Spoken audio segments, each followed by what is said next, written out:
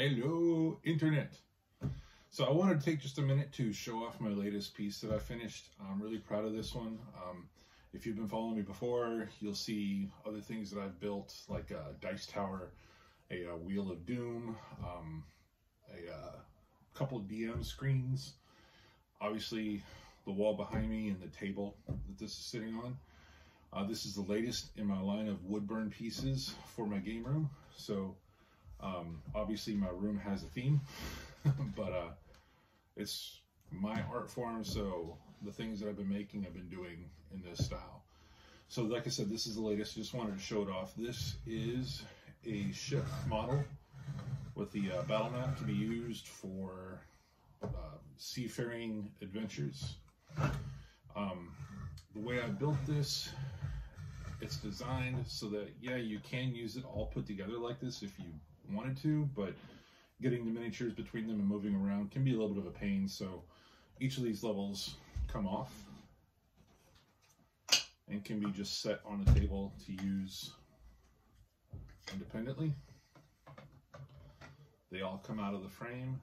This one has a little grate that pops out as well, as does this level here.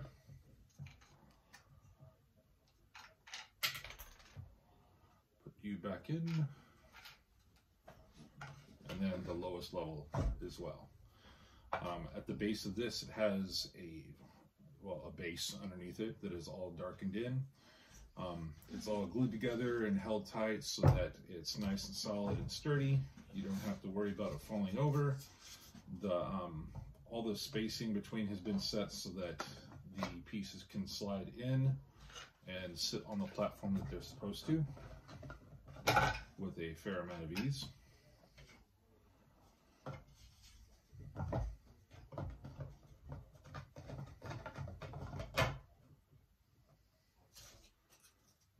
Here and you go here. So the frame is really designed to be more of a like just a way to hold it, but like I said, you can use it for actual gameplay as well, or just take out the levels and use them individually.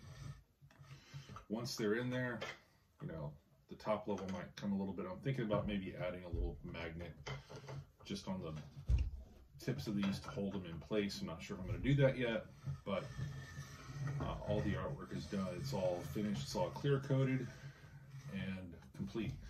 So the design of it, I went ahead and I used this kind of like Viking style dragon. The reason I did that, even though it doesn't really match the style of the ship, is because I have on this table that you can kind of see here, one of the images I have is of the same style masthead. So I wanted to tie the ship into the table so that the theme continues and it goes on and it matches. I think that if I were to do it again, there definitely would be some things I would do slightly different. I would like to see what it would look like instead of having waves. I think it would be neat to have a ship frame with like kraken tentacles or something, just to hold the levels up. But I figured that the waves would be a little bit more generic and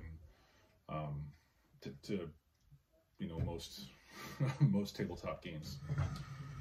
So as far as the spacing goes, I believe I set it to 7 millimeters, or not 7 centimeters in between each level, which is enough to place pretty much any standard size miniature on any of the levels. So like I said, if you wanted to use it in the frame, that could be done. But that's pretty much this. So figuring it out was a lot of fun. You know, you have to measure all these dimensions since you're using multiple pieces to put it together.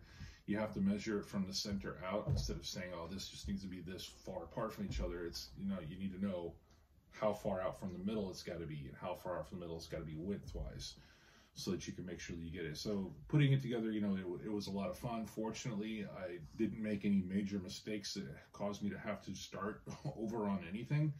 I was able to figure it all out before putting it together so that it all went together pretty smoothly. But I'm pretty proud of it.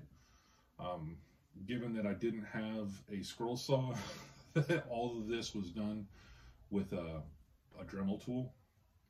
I'm pretty happy with how it came out. So, you know, let me know what you think. I'm really happy with it, and I'll maybe be showing off a different piece before too long. All right, thanks.